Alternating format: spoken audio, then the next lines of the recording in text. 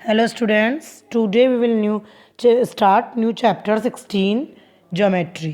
Okay, geometry क्या होता है ना। जैसे कि इसमें क्या क्या आते हैं, लाइन, पॉइंट, एंगल्स, रे, जिससे हम किसी भी चीज़ को मेज़र कर सकते हैं, है ना। तो ये चीज़ ज्योमेट्री होती है। तो फर्स्ट इज़ पॉइंट। पॉइंट क्या होता है, जैसे कि नॉर्मल आपने एक पॉइंट बना दिया, दिस इज पॉइंट, है ना। कोई भी आपने एक पॉइंट बना दिया, this is point. Point is represented by a small dot made by a sharp pencil. Each position of an object is named by a capital letter of English is A. कोई भी normal point है। Then next is line. Line क्या होती है, line होती है ये एक कोई सी भी आपने सिंपल लाइन बना दी, लेकिन इस लाइन का कोई एंड नहीं होता। इसको आप किसी भी डायरेक्शन में कितना भी लंबा बना सकते हैं, कितनी इनफाइनाइट टाइम ही लाइन लंबी जा सकती है। ओके, तो लाइन की कोई भी एंड पॉइंट नहीं होता है। आप चाहें तो एक नॉर्मल लाइन बनाकर उसको एंड पॉइंट दे सकते हैं ए एंड बी, लेकिन वैसे अपन नॉर्मली अगर देखते हैं तो लाइन का कोई भी एंड पॉइंट नहीं होता है। ओके ओके, अगर मैंने आपको एक पॉइंट बना के दे दिया और बोला कि इस पॉइंट से कितनी लाइंस जाती है, तो आप क्या बताएंगे, 1 लाइन, 2 लाइन? नो, एक पॉइंट से infinite lines. Infinite line means countless, जिसको आप काउंट नहीं कर सकते हैं। कितनी भी लाइन जा सकती है इस पॉइंट से, कैसे भी करके आप कितनी भी लाइन यहाँ से इस पॉइंट से निकाल सकते हैं। ओके, तो एक पॉइंट से इनफाइनाइट लाइन्स जा सकती है। Line segment. अच्छा, लाइन और लाइन सेगमेंट में क्या डिफरेंस होता है, जैसे कि मैंने आपको बताया अभी, लाइन का कोई एंड पॉइंट नहीं होता। आप दोनों डायरेक्शन में उसको कितना इधर भी, left hand side, right hand side, किधर भी कितना भी बढ़ा सकते हैं। लेकिन लाइन सेगमेंट में एंड पॉइंट होते हैं। जैसे आपने एक ए पॉइंट दे दिया, एक नेक्स्ट सेकंड पॉइंट बी दे दिया, तो आपको ए पॉइंट से बी पॉइंट को मिलाना है। तो ये एक लाइन सेगमेंट है जिसके दो एंड पॉइंट होते हैं। इसको आप आगे बढ़ा नहीं सकते हो। आपने एक दो पॉइंट दे दिए, इसी पॉइंट तक आपका इतना ही लाइन है। एक फिक्स्ड, एक डेफिनेट लेंथ होती है इसकी। ओके, देन नेक्स्ट इज रे। रे क्या होता है, रे का एक एंड पॉइंट होता है और एक डायरेक्शन में हम कितनी भी इसको बढ़ा सकते हैं। ओनली एक एंड पॉइंट होता है। For example sun. सन से अपन को जैसे कि सूरज की किरणें आती हैं हमारे ऊपर, तो सन उसका एंड पॉइंट है और वो हमारे डायरेक्शन में आ रही है। वो उसकी कुछ जहाँ तक एंड तक उसका कोई भी मतलब लेंथ नहीं है कि इतनी लेंथ की वो किरण है ना। तो रे क्या होती है, रे किरण को इंग्लिश में बोलते हैं रे। ओके, तो इसका एक ही एंड पॉइंट होता है और वो कितनी भी एक डायरेक्शन में कितना भी हम उसको बढ़ा सकते हैं। डायरेक्शन को हम किससे रिप्रेजेंट करते हैं, एरो से, कि वो एरो इस डायरेक्शन में जा रही है। तो बस अगर इसका एक पॉइंट है और वो इस डायरेक्शन में, एक डायरेक्शन में उसको हम कितना भी आगे बढ़ा सकते हैं। ओके, नेक्स्ट है इंटरसेक्टिंग लाइंस। इंटरसेक्टिंग लाइन क्या होती है, जब दो लाइंस एक ही पॉइंट पर इंटरसेक्ट हो रही है, मतलब एक दूसरे को क्रॉस कर रही है। जैसे कि ये दो लाइन है जो एक पॉइंट पर दोनों एक दूसरे को क्रॉस कर रही हैं, तो ये कौन सी लाइन्स हो गई, दोनों intersecting line. Okay, then parallel line. Parallel line दोनों कभी मिलती नहीं है, दो लाइन जो हमेशा एक साथ चलती है। इसको कितना भी आगे बढ़ाओ, लेकिन ये इस वाली लाइन से कभी नहीं मिलेगा। इसको कितना भी आगे आप बढ़ाते जाओ, हमेशा एक दूसरे के साथ चलेंगे, लेकिन कभी भी मिलेंगे नहीं। जैसे कि रेलवे ट्रैक, ट्रैक पर कभी भी नहीं मिलती है लाइनें, है ना। तो इस अकॉर्डिंग ये हमेशा पैरेलल लाइंस होती है जो हमेशा साथ में चलती है, लेकिन कभी भी मिलती नहीं है। This is parallel lines. ये देखिए P Q and X Y. Okay, then next is perpendicular line. Perpendicular भी लाइन एक तरह से इंटरसेक्टिंग लाइन होती है जो एक दूसरे को क्रॉस करती है, लेकिन जो परपेंडिकुलर लाइन होती है वो हमेशा एक दूसरे को 90 डिग्री एंगल पर ही क्रॉस करती है। 90 डिग्री एंगल मीन्स बिल्कुल स्ट्रेट, है ना। ये एंगल क्या होता है हमारा, 90 डिग्री एंगल। जब टू लाइंस एक दूसरे को बिल्कुल 90 डिग्री एंगल पर इंटरसेक्ट करती है, तो वो कौन सी लाइंस हो गई, परपेंडिकुलर लाइंस। जो इंटरसेक्टिंग लाइंस होती है वो तो कैसे भी इंटरसेक्ट कर सकती है एक दूसरे को, लेकिन जो परपेंडिकुलर लाइन होती है वो हमेशा 90 डिग्री एंगल पर ही एक दूसरे को इंटरसेक्ट करती है। Then next is angles. Angle क्या होता है, जब टू लाइंस एक पॉइंट से निकल रही है, या इसको ये भी कह सकते हैं टू रेज, इनका ओनली एक ही पॉइंट है, एक ही एंड है, तो ये दोनों मिलकर इस पॉइंट के ऊपर एक एंगल बनाते हैं। इसको हम एंगल कहते हैं। देखिए यहाँ पर देखिए, जैसे कुछ फिगर्स दे रखे हैं, जैसे वॉच दे रखी है। वॉच में देखिए जो इनकी हैंड्स है वॉच के, ये एक ही पॉइंट पर मिल रहे हैं, तो ये एक एंगल बना रहे हैं। देखिए सीजर दे रखी है, ये एक ही पॉइंट पर मिल रही है तो ये एक एंगल बना रही है, ये एक ही पॉइंट पे मिल रहे हैं तो एक एंगल बना रहे हैं, ये एक एंगल बना रहे हैं, है ना। तो इसी अकॉर्डिंग जब दो लाइन एक पॉइंट पे मिलती है तो उस पॉइंट पर वो एक एंगल बनाती है। Opening between the arms is called the angle. जहाँ पे दो आर्म्स ओपन हो रही है, यहाँ पे इस जगह पर ओपन हो रही है वो, तो this is angle. Okay, to rays with a common initial point form an angle. अब देखिए एक फिगर दे रखा है इसमें बी ए और बी सी, ये क्या है, एंगल की आर्म। जो ये लाइंस होती है इनको हम क्या बोलते हैं, arms, arms. Okay, and the common initial point, जो इन दो लाइंस में, जो इन दोनों आर्म्स में जो कॉमन पॉइंट है, कौन सा कॉमन पॉइंट है, बी, तो बी को क्या बोलेंगे हम, वर्टेक्स। ओके, देन एंगल कैसे बोलते हैं हम, अब देखिए यहाँ पर ये एक एंगल बना रहा है तो इसको हम कैसे पढ़ेंगे, एंगल का ये साइन होता है, ये साइन क्या होता है, एंगल का। तो किसी भी जब एंगल को हम रिप्रेजेंट करते हैं तो पहले तो उसको साइन को बताते हैं, देन हम जैसे बोलते हैं बी, यहाँ पर बी के ऊपर एंगल बन रहा है तो हमेशा ये बी पॉइंट बीच में आएगा, तो या तो हम ऐसे बोलेंगे सी बी ए, या फिर आप ऐसे भी बोल सकते हैं एंगल ए बी सी। आप चाहे ए से स्टार्ट करें चाहे सी से स्टार्ट करें, लेकिन बी हमेशा बीच में आएगा। क्यों आएगा, क्योंकि बी के ऊपर एंगल बन रहा है। ओके, तो इस अकॉर्डिंग हम एंगल को रीड करते हैं। देन अब आप पढ़ते हैं टाइप्स ऑफ एंगल, एंगल्स के type. First is zero angle. Zero angle क्या होता है, जैसे कि एक लाइन है, एक पॉइंट से हमने जीरो, एक ये ओ पॉइंट है, ओ पॉइंट से एक एंगल बना रहे हैं, इसी लाइन में एक और पॉइंट बन गया पी, तो ओ जो पी है एक एंगल है ये, है ना। तो ये देखिए क्यू ओ पी, यहाँ कोई एंगल नहीं है, दोनों लाइन जो है एक दूसरे से बिल्कुल एक ही लाइन पर पड़ रही है ना, एक ही लाइन पे बन रही है, तो 0 डिग्री एंगल, मतलब कोई एंगल ही नहीं बन रहा, कोई ओपन ही नहीं हो रही है, तो मतलब 0 degree angle. Okay, then next is acute angle.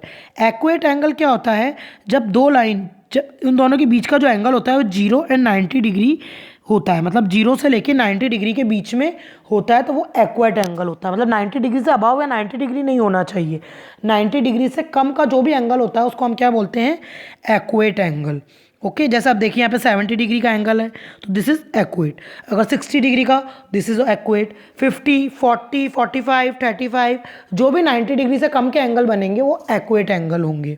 Okay, then next is right angle. Right, हर 90 डिग्री एंगल को हम क्या बोलते हैं, राइट एंगल। कोई भी 90 डिग्री एंगल होगा वो होगा right angle. Then obtuse angle. Obtuse angle क्या होता है, जो 90 डिग्री से ज़्यादा होता है लेकिन 180 डिग्री से कम होता है, मतलब 100 डिग्री, 110 डिग्री, 170, 175, मतलब 90 से 180 के बीच में बनने वाले एंगल को हम क्या बोलते हैं, obtuse angle. Okay, then next is straight line angle. Straight angle जो 180 डिग्री के एंगल्स होते हैं जो बिल्कुल एक स्ट्रेट लाइन में होते हैं, तो उसको हमको क्या बोलते हैं, straight angle. Okay, then next is reflex angle. Reflex angle क्या होते हैं, जो 180 से तो ज़्यादा होते हैं और 360 से कम होते हैं। 180 से मतलब मीन्स 180 एंड 360 के बीच में होते हैं, वो एंगल हमारे कहलाते हैं reflex angle. Then next is complete angle. Complete मतलब देखिए, अब अपन ने एक 0 डिग्री और पढ़ा था, ये भी देखो सेम 0 डिग्री का है, लेकिन 0 डिग्री एंगल देखिए, अगर यहाँ पर एक बार मैं वापस बताती हूँ आपको, देखिए 0 डिग्री एंगल जहाँ हमने पढ़ा था ये रहा, देखिए 0 डिग्री एंगल अंदर बन रहा है इन दोनों लाइन के। जैसे दो लाइन मैंने बताई थी, अगर ये लाइन इसी के ऊपर अंदर आ रही है तो ये लाइन इसी के अंदर बन रही है ना, तो इसको अपन रिप्रेजेंट नहीं कर सकते हैं 0 डिग्री एंगल को। लेकिन 360 एंगल क्या बन रहा है, ये ऊपर से बन रहा है, ये पूरा यहाँ से घूम कर बन रहा है, तो दिस इज 360 एंगल, है ना। देखिए यहाँ पर आपके नीचे इस चीज़ को प्रेजेंट कर रखा है, ये देखिए दिस इज 360 एंगल, तो हम इसको क्या बोलते हैं, complete angle. Okay, 1 complete angle is equal to 4 right angles. अब देखिए 361 कंप्लीट एंगल मतलब 360 डिग्री, और 4 राइट एंगल मतलब 90 प्लस 90 प्लस 90, राइट एंगल मतलब 90 डिग्री, तो 90 को 4 बार प्लस करेंगे तो भी हमारा 360 डिग्री आंसर आएगा। ओके, अच्छा, अब calculate the reflex angle for the angle 36 degree and 125 degree. Upon reflex angle को कैलकुलेट कैसे करते हैं, जैसे कि मैंने आपको बताया था रेफ्लेक्स एंगल क्या होता है, 180 से अबाव एंड 360 से नीचे, है ना। तो जैसे किसी भी एंगल का अपने, जैसे 36 का अपन को रेफ्लेक्स एंगल निकालना है तो उसको अपन को 360 में से ओनली सब्ट्रैक्ट करना है, जो भी आंसर आएगा वो उसका रेफ्लेक्स एंगल हो जाएगा। इसका 125 का निकालना है तो 360 में से आप सब्ट्रैक्ट कर लोगे, जो आंसर आया वो आपका 125 का रिफ्लेक्स एंगल होगा। ओके, ये प्रोटेक्टर होता है। क्या होता है? प्रोटेक्टर। इससे हम एंगल्स को देखते हैं कि जैसे देखिए अगर ये वाला एंगल है तो आप इसको यहाँ पर 0 डिग्री पर रखेंगे, देन एंगल को मेज़र करेंगे कि एंगल कितने डिग्री का है। तो इस अकॉर्डिंग देखिए यहाँ पे डिग्री भी दे रखे हैं 0, 10, 20, इस अकॉर्डिंग ऊपर दोनों तरफ है आपकी डिग्री, बीच में 90 डिग्री एंगल है। ठीक है, इससे अपन एंगल्स को मेज़र करते हैं कि कोई भी एंगल है, जैसे आपको आता है कि मेज़र कैसे करते हैं, तो इस प्रोटेक्टर से आप उसको मेज़र कर सकते हैं। ओके, अब मैं यहाँ पे एक्सरसाइज 16.1 स्टार्ट कर रही हूँ। Question number first is write the type of the line and line below them.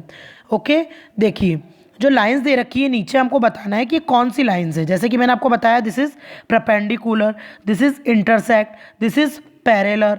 Okay, तो इस अकॉर्डिंग हम लाइंस को लिखेंगे। Okay, then second question is write the angle type. ये कौन सा एंगल है? देखिए मैंने बताया था आपको कि देखिए ये 90 डिग्री से ज़्यादा है, ऑब्वियसली 90 डिग्री से ज़्यादा है ये एंगल। देखिए 90 डिग्री तो ये होता है ना, ये 90 डिग्री से ज़्यादा है। तो 90 डिग्री से जो ज़्यादा होते हैं वो कौन से एंगल होते हैं? Obtuse angle. तो ये वाला कौन सा एंगल है हमारा? Obtuse angle. ठीक है, okay, then next is question third, look the figure and fill in the blank. The arms of the angle, ये चीज़ मैं बता ही चुकी हूँ कि आर्म्स क्या होती है, वर्टेक्स क्या होती है, और सिंबल एंगल का वो आप ये लिख देंगे ABC।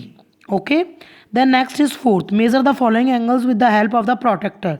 आपको इन एंगल्स को मेजर करना है प्रोटेक्टर से, देन लिखना है कि ये कौन सा एंगल है। फॉर एग्जांपल ये वाला जैसे मैं डायरेक्ट आपको बिना मेजर किए बता सकती हूँ कि this is 90 degree, this is 180 degree. अब आपको ये एंगल्स मेजर करके देन बताने हैं प्रोटेक्टर से कि ये एंगल्स कौन कितने कितने डिग्री के हैं। Okay, then multiple choice question, the value of angle when the hour hand of the clock is on 6, मतलब 6 and 12। क्लॉक के ऊपर जो आर हैंड है वो 6 पर है और मिनट हैंड है वो क्लॉक पर है, तो ये एक सीधी लाइन बनेगी, तो कौन सा एंगल बनाएंगे? ऑब्वियसली 180 डिग्री का। इसी अकॉर्डिंग आपको ये अदर क्वेश्चंस करने हैं। Okay, then question number 6, which of the following angle are right angle, accurate angle, obtuse angle. वही सेम चीज़ आपको इसमें देखनी है। देखिए जैसे फर्स्ट वाला एंगल मैंने आपको बताया था कि ये वाला एंगल कौन सा एंगल होगा? एक्यूरेट एंगल होगा। क्यों होगा एक्यूरेट एंगल? क्योंकि ये 90 डिग्री से कम है। ऑब्वियसली 90 डिग्री ऐसा होता है, 90 डिग्री ये होता है, ये 90 डिग्री से कम है, तो ये एक्यूरेट एंगल होगा। और ये वाला कौन सा एंगल होगा? ऑब्टस, क्योंकि 90 डिग्री से ज़्यादा है। ओके, ये वाला भी ऑब्टस होगा। ये वाला एक्यूरेट क्योंकि 90 डिग्री से कम है, ये स्ट्रेट एंगल। तो इस अकॉर्डिंग आपको राइट करना है। क्वेश्चन नंबर 7 में आपको मेज़र करके फिर बताना है कि कौन सा टाइप का एंगल है, एक्यूरेट है, ऑब्टस है, राइट है, स्ट्रेट है, किस टाइप का एंगल है। आपको वही प्रोटेक्टर से इसको मेज़र करना है। 8th, fill in the blanks, a dash can be measured. कौन सा क्या मेजर्ड होगा? ऑब्वियसली स्ट्रेट लाइन को मेजर कर सकते हो आप, पॉइंट को तो कैसे मेजर करोगे? A dash has no end point, किसका कोई भी नो एंड पॉइंट नहीं होता है, लाइन का एंड पॉइंट नहीं होता है। अ dash has one and point, किसका ओनली वन एंड पॉइंट होता है, रे का वन एंड पॉइंट होता है। ओके, तो इस अकॉर्डिंग आपको जो भी अभी मैंने एग्जाम्पल्स में एक्सप्लेन किया उसके अकॉर्डिंग आपको आंसर देना है। Is the railway track an example of parallel line? Yes. When you write the capital letter L there are two line segment perpendicular to one another? No. देखिए जब आप capital L लिखते हैं there are two line segment perpendicular. Line segment मतलब line segment जिनका कोई and नहीं होता है ना। तो लेकिन इसका तो यहाँ पे एंड होगा, है ना, तो ये सॉरी है ना, तो नहीं सॉरी, लाइन सेगमेंट जो होते हैं जिनका कोई एंड होता है, इनका कोई यहाँ पर एंड नहीं होगा। ओके, तो इसका क्या होगा? यस। ऑब्वियसली देखिए एक परपेंडिकुलर एंगल बन रहा है। ओके, एल देखिए ना, मैंने आपको क्या बताया, परपेंडिकुलर एंगल क्या होता है? 90 डिग्री एंगल। तो ये कौन सा एंगल होगा? परपेंडिकुलर। ठीक है, तो इसका आंसर होगा yes. Do the rays of the sun intersect?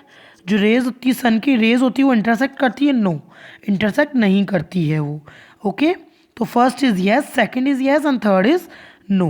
Then next is which of the letter given और have the parallel line segment? ये आप खुद से करेंगे।